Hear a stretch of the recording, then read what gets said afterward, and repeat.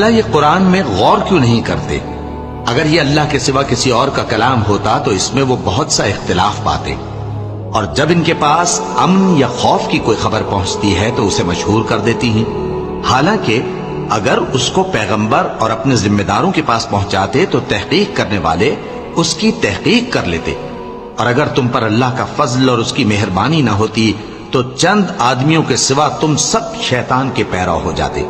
सो ऐ पैगंबर, अल्लाह की राह में लड़ो, तुम अपने सिवा किसी के जिम्मेदार नहीं हो, और मोमिनों को भी तरगीब दो। करीब है कि अल्लाह काफिरों की लड़ाई को बंद कर दे,